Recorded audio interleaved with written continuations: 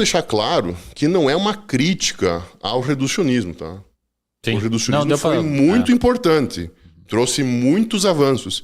Se não fosse o reducionismo, você tem ali, cara, ó, pega exemplo na medicina, cardiologia, aí você tem dermatologia, aí você tem neurologia. E dentro das áreas tem sub-áreas também. Sub-áreas, aí você vai, por exemplo, assim, física teórica, física experimental, filosofia analítica, filosofia continental.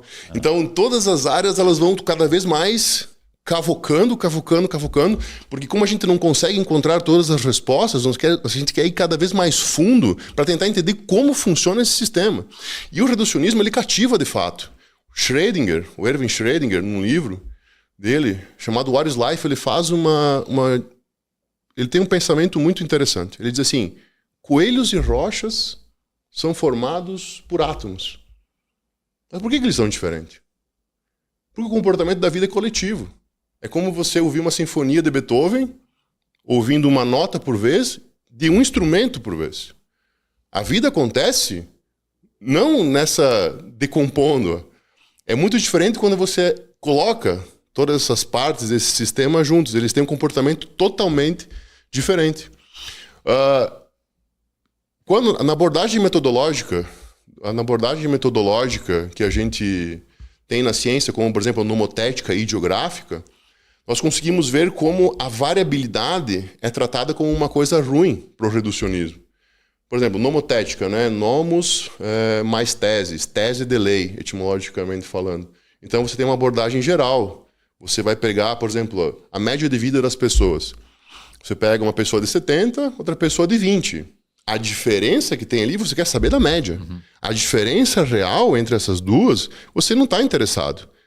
Frise-se que, mesmo na abordagem ideográfica, que é id de indivíduo mais gráficos de completude, que é, por exemplo, um relato de caso, você não consegue abarcar todas as variáveis, porque são inúmeras. Então, ainda a complexidade é mais forte do que a análise de um caso, porque tu não consegue dizer cada característica hereditária numa análise de caso, por exemplo. Mas na abordagem nomotética, e essa variabilidade também na ideográfica, no reducionismo é tratado como lixo, cara. Como uma coisa sem importância. Eu até estava falando com o Thiago sobre isso, ele trouxe um exemplo muito bom, cara. O Thiago Batschauer, que é o exemplo da média de vida dos caçadores-coletores. Vários caras, cientistas bons, divulgadores científicos bons, eles dizem que a média de vida de um caçador-coletor é 35 anos. Quando, em verdade, essa, de fato, é a média. O nosso organismo foi feito para viver 6, 7 décadas.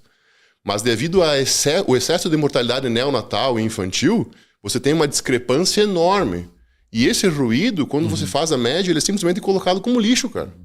Então, a gente tem que analisar que há um problema nisso. Há um problema nisso. Então, a abordagem, qualquer abordagem, tanto a nomotética quanto a ideográfica, por exemplo, elas vão trazer limitações.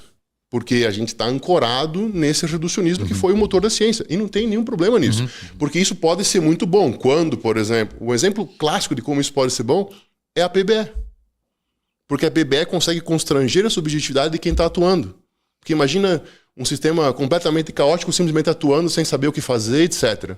A PBE vai lá e diz assim, esse aqui, ó, é uma âncora que você tem que usar para tratar um paciente, por exemplo. Isso aqui é uma âncora. Se você não utilizar essa âncora, você vai ficar completamente perdido, porque você não tem onde se sustentar. Você não tem um ponto de partida, você não tem é ficar sem base. Então, mais uma vez, a ciência foi muito importante. Mas o todo, ele sempre vai ser maior do que a soma das partes. E é isso que a gente vai começar agora. Tem alguma consideração? Não. Eu tô aqui pegando o raciocínio. Tô entendendo tranquilo. Onde você quer chegar. Então, agora, tá na hora de começar a falar nesse mundo caótico, nesse mundo aí que é a teoria do caos, que muita gente se fascina e tudo mais. Que aí, no caso, esse momento que você vai entrar agora é um cenário onde você vai começar a mostrar que o todo é maior que a soma das partes e que a ciência sempre tratou o todo como a soma das partes. Por razões inerentes às dificuldades metodológicas Isso, e piriri pororó, o que foi muito importante e continua sendo muito importante. Com certeza. Mas eu entendi. Não, com certeza. Não tem dúvida. Mas agora você vai começar a partir por tentar mostrar que o todo é maior que a soma das partes. Isso. Aí eu vou tentar mostrar o que isso pode ocasionar, isso, enfim, como isso acontece. Então, quando a gente pensa em teoria do caos... Tô prestando atenção aqui, cara. Eu tô calado é porque não é a minha área. Eu tenho que destinar mais energia para entender o que tá acontecendo. Cara, mas a ciência da complexidade, ela vai... Até a gente pode falar um pouco depois, mas a ciência da complexidade, ela vai emergir aí pela década de 60, 70, mas ela só começou a ser aplicada agora. Até o Sapolsky tem umas falas fantásticas sobre isso. Ele diz assim, quando eu me deparei que o reducionismo fez com a ciência e como a gente não conseguia mais lidar, como a gente estava chegando no limite do reducionismo, a gente tinha que mudar, ele falou, eu sofri demais para abandonar o que eu estava acostumado a vida inteira e não é nem por uma pressão externa, né? Mas é uma pressão das suas crenças e da sua construção. É o que a gente estava falando anteriormente aqui sobre ler literatura, cara. Exato. A ciência, eu carrego grilhões de ter sido um cientista um tempo, ter feito mestrado, doutorado, eu carrego os grilhões. Sim. Porque hoje eu tive muita dificuldade de ser um leitor de literatura que gosta de literatura. Cara, por conta dos grilhões da ciência. Teve uma vez no gabinete em Roma que a gente ficou um dia inteiro estudando uma palavra.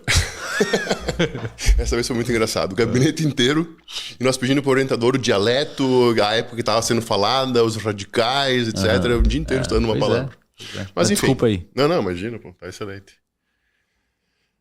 Se a gente fala que o Lawrence é o pai da teoria do caos, com toda certeza, então o Poincaré é o avô. O Lawrence, tu vai entrar no Lawrence? Tá. O Poincaré é o avô, com o problema dos três corpos. Ele via que, no princípio, a matemática de Newton, acho que 1617, não consigo lembrar direito o ano, era uma causalidade linear que o Newton utilizava por uma questão metodológica também, assim como no mundo sem atrito de Galileu Galilei. Quando três corpos começavam a interagir um com o outro, a coisa ficava complexa, a coisa ficava mais caótica de fato. Então, ele notou que quando três corpos interagiam, havia uma imprevisibilidade muito grande. Então, Poincaré foi o precursor, em verdade, do que nós chamamos de teoria do caos, ainda que ele não tenha utilizado esse nome, mas ele conseguiu ver a imprevisibilidade, essa noção de comportamento não integrável. Então, Poincaré foi demasiado importante para as descobertas que nós tivemos sobre caos. Eu vou chamar de caoticismo e não mais teoria do caos depois de explicar o Lawrence. Mas o Lawrence, então, é o pai,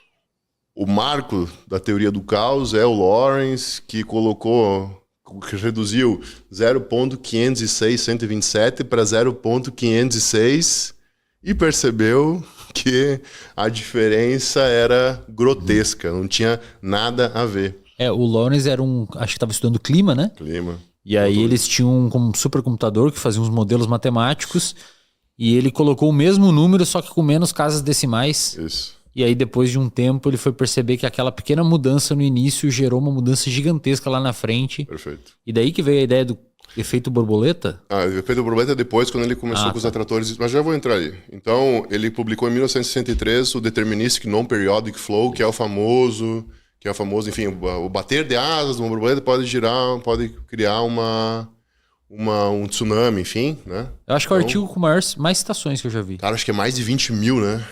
Mais de 20 mil, cara, eu acho que é mais. Eu acho que é mais de 100 mil. 100 mil? É. Cara, então... Mas vai falando aí. Não, vem aí pra gente, só pra tirar a dúvida mesmo, porque eu sei que é absurdamente... É Deterministic Non-Periodic Flow. Isso. Não, é 31 mil. 31 mil? Caralho, é muita coisa.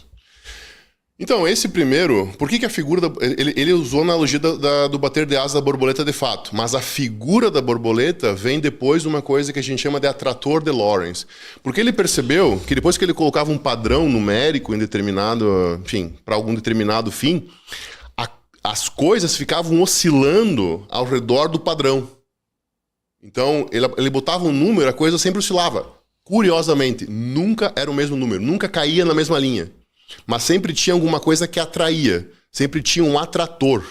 E esse é um tipo muito importante de caos, que são os atratores estranhos. Então, quando a gente tem um atrator, existem diversos tipos de caos.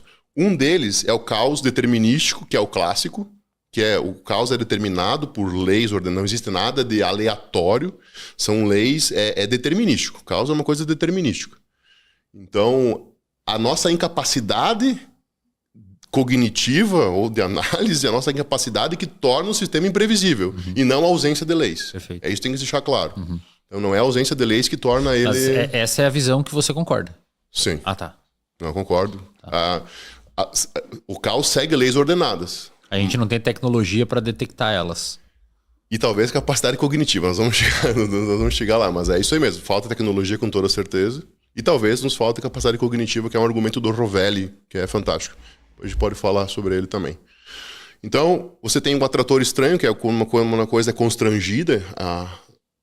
Vamos dizer assim, os números é como se fosse um redemoinho de possibilidades. Ficam girando ao redor desse padrão, esse número padrão. Então você tem o caos determinístico, você tem os atratores estranhos, você tem o hipercaos, que daí é quando é um pouco mais complexo, tá? Mas é quando você tem 2 expoentes de Lyapunov. O que é expoente de Lyapunov? Ele mede quanto uma coisa diverge da outra no estágio inicial do sistema. Então, quanto mais divergir, mais alto é esse expoente. Se você tem mais de um expoente de Lyapunov, você tem uma coisa chamada hipercaos. Então, provavelmente nós humanos somos sistemas hipercaóticos, porque a gente tem vários modos de divergir no início das coisas. Eu vou colocar, já trago um pouco mais para a vida. Tem uma abordagem que o Harari coloca no Sapiens, que é uma abordagem, é uma análise fenomenológica dos tipos de caos, que eu acho brilhante. Ele tirou de um cara chamado Ricardo Vargas, que é um engenheiro brasileiro, cara. Eu até mandei mensagem para esse cara, mas ele não respondeu. Mandei e-mail para ele e não respondeu ainda. É fantástico. Ele diz que existem 2 tipos de caos, fenomenologicamente falando. Sistemas caóticos tipo 1 e sistemas caóticos tipo 2. Sistemas caóticos tipo 1 são sistemas como o clima. Vai chover amanhã, vai mudar alguma coisa na tua vida? Cara, você consegue mudar que vai chover amanhã?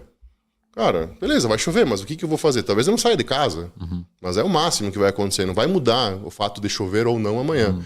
Ignorando, obviamente, a complexidade causal, que é uma coisa muito complexa. Infinita. A complexidade causal é infinita. A gente vai falar sobre isso depois também. E daí, o que é um sistema caótico de tipo 2? Vamos supor que você é um analista financeiro e você consiga saber o que vai acontecer no mercado financeiro daqui 6 meses com exatidão. Exercício mental aqui. Com exatidão, você consegue saber o que vai acontecer. Daqui 6 meses haverá um colapso financeiro. Quando você coloca isso, o sistema mesmo se retroalimenta. Todo mundo começa a vender as coisas. E isso muda o cenário. Ao invés de 6 meses, você tem 3. Isso. Então, o mesmo fato aconteceria se você fosse numa vidente que é o demônio de Laplace. Que ela sabe todas as variáveis. Isso. Sabe todas as variáveis, etc. E que ela fala assim, amanhã você vai ser atropelado. Você fica em casa, Sim. você não é atropelado. Então, o sistema se retroalimenta. Isso é um sistema caótico nível 2. Ele é muito mais complexo do que um sistema caótico nível 1, porque existe um feedback. E esse feedback fica em looping. Mas infinito. ainda assim, um sistema caótico determinado. Determinado. Nós que não sabemos o que é. Nós que não sabemos a lei, como isso funciona. A única coisa que vai mudar seria, entre aspas, a equação. Você ficar em casa seria outra equação. Seria mais ou menos isso. Então, partindo para o próximo aqui. Sistemas complexos, então, como vida, mercado financeiro, que a gente falou, economia, são extremamente sensíveis a essas condições iniciais. Todos os sistemas caóticos têm as condições iniciais de todo sistema caótico são extremamente sensíveis. Então, nossas tentativas de tentar controlar esses sistemas, elas são ilusórias, cara. Elas são ilusórias. Mas é engraçado analisar como, ainda que ilusórias nossas tentativas, cada microdecisão